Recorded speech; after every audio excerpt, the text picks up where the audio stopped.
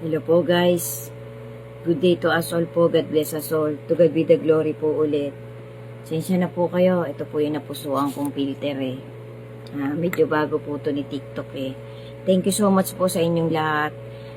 Naway naririnig nyo naman po ako ng malinaw. Ako pa rin po to si KCB 2169. Thank you so much po sa lahat ng makakakita ng bagong content ko na to. Season 25 po ito guys. Part 11. Maraming salamat po sa lahat na makakakita ng mga contents ko na to na part by part na magtapos mula part 1, mula unang segundo hanggang final part po ng final part at final na segundo. Hari nawa po patnubayan tayong lahat ng ating Panginoon, ng ating Creator sa pang-araw-araw nating routine, sa mga bagay-bagay na pinagkakaabalahan natin na inaakala pa rin po ng bawat isa sa atin na napakahalaga. Guys, alam ko po mahalaga pa rin ang magtrabaho tayo, magpatuloy tayo sa mga business na na-put up na natin. Pero guys, sana po samot panalangin ko po na isinasama ko po sa panalangin ko lahat ng nakakakita ng mga content ko guys. Ito po wholeheartedly kong sinasabi sa inyo ng tapat. Kasi guys, mahirap pong mandaya ng tao, mahirap pong manloko, mahirap pong magpaasa sa maling paniniwala. Dapat po dun lang po tayo sa totoo, dun lang po tayo sa tapat. Alam ko naman po, bilyon ng tao na rin po ang nagbuklat ng Holy Scripture. Sa akin pong kaliitan guys, naghahangad po akong makapagtawid ng maliit na motivation sa lahat ng nakakita ng content ko. Kasi ito po guys yung naisip kong paraan para kahit papano maipakita ko po sa ating Creator na ang maliit kong nadinig na motivation na talaga naman pong may pinagbasihan nandun talaga sa banal na love letter ng ating Creator. Sa maliit ko pong pagkaunawa na ipinahintulot din po ng ating Creator na maunawaan ko, gusto ko pong maitawid sa aking kapwa-tao kasi ako naman po'y ordinaryong tao lang. Kung napapansin nyo po, medyo may kulang-kulang akong nasasabi ko, medyo may sa tingin nyo'y mali, i-check nyo na lang po sa Holy Scripture.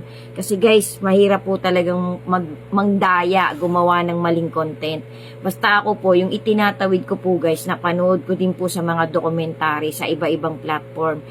Lahat naman po tayo na gumagamit ng social media, dapat po maging keen observer tayo guys. Yung alam po nating mali, wag po nating paniniwalaan guys. Gabayan po nawa ang bawat isa sa atin ng ating Panginoon upang hindi tayo madala dun sa maling paniniwala nung wicked, nung talagang kalaban ng ating Panginoon. Kasi nagkalat po ngayon ang materialism at deception. Nagmamadali na rin po guys. Yan po ay facts. Nagmamadali na rin po yung masama. Kasi gusto niya po talagang marami siyang maisama dun sa tormented place. Yan po ay facts na facts. Kaya guys, lagi po natin talagang pagtibayin, be steadfast in our faith to our Creator. Kasi any moment po, ang dami na pong nagsasabi, mga matutuwid na mga ngaral ng huling generation natin. Any moment po, bigla na lang pong mangyayari yung climax ng tribulation. Kaya always be aware guys, be ready, be aware. Be prepared kahit papano. Although wala naman po talaga kahit isa sa ating magiging prepared ng 100%.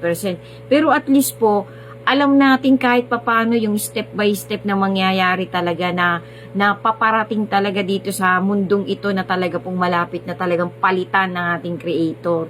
Sana po ipanalangin lagi natin sa ating Panginoon na lahat tayo'y mapasama dun sa una niyang iaangat, yung una niya po talagang pipiliin. Kasi kapag ka po tayo'y talagang lumalayo sa trajectory ng ating Panginoon na papunta sa kanyang pagliligtas at lingap, hindi po kasi guys namimilit ang ating Creator. Kailangan po manggagaling sa puso natin talagang gusto nating iligtas tayo ng ating Panginoon. At isa na po sa pinaka-importante talaga guys na gagamitin ng Panginoon na magiging ticket ng bawat isa sa atin ay yun pong good deeds na ginagawa natin hanggat tayo malakas pa. Mula po sa pinakamaliit na ginagawa nating kabutihan, yan po'y kikwentahin ng ating Creator hanggang sa pinakamalaking kabutihang itinatawid natin sa ating kapwa. Sana po talaga guys, sama-sama tayong magkikita dun sa bagong langit at bagong lupa na gagawin ng ating Creator. Napalagay ko po, ako po sa personal ko pong POV, personal ko pong na yari na po yun. Tapos na po yun. Kaya po ang Panginoon ni talagang pabalik na po siya. Pagkatapos po ng 1,000 years guys, talagang dadalhin na po ng Panginoon yung lahat ng mga chosen niya doon po sa bagong langit at bagong lupa. Yan po ay pax na pax. Nandun po yan talaga sa love letter niya. Amen. Sana po lahat tayo'y mapasama doon guys. Hindi doon sa tormented place. Thank you so much po sa inyong lahat. Balik po tayo sa content ko. Bali, ito po ay part 11 na guys, season 25. Thank you so much po talaga. To God be the glory po talaga. So, ito po yung karugtong sa dokumentaring na panood ko na importanteng sequel po talaga na mangyayari dun sa during the 3 days of darkness. So, ito po yun.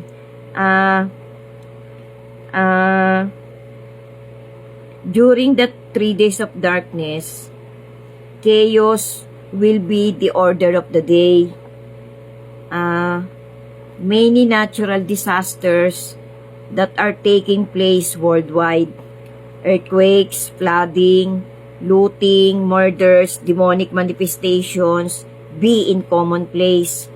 Government will also have collapse around the world. Nothing will be the same.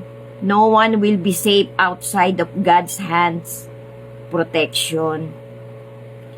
Kailangan po talaga guys, lagi nating hanapin ang lingap ng Panginoon kasi hindi po tayo mapoprotektahan ng Panginoon kapag lumis talaga tayo ng landas. Doon po talaga tayo mapupunta sa ligaw na daan. But there's something more, even more devastating that happens during the 3 days of darkness. And that is all young children under the physical and spiritual age of accountability will be taken from the earth by God's angels. This will cause worldwide mass pandemonium, confusion. It means confusion. Wild and noisy disorder or broke out when parents cannot suddenly locate their babies and young children. Many parents will lose their minds. Many will attempt to suicide. Many will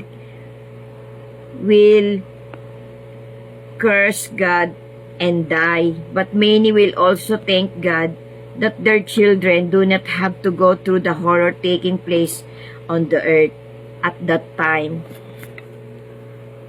Those parents will sure ask God's help and forgiveness and come to know our Creator and join their children once again after the harvest is over. They are raptured.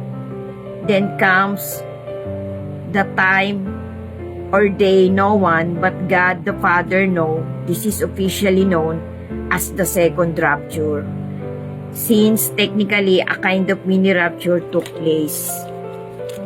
When God removes his comparatively small group of chosen elect during the first day of darkness training, from what the Lord has confirmed,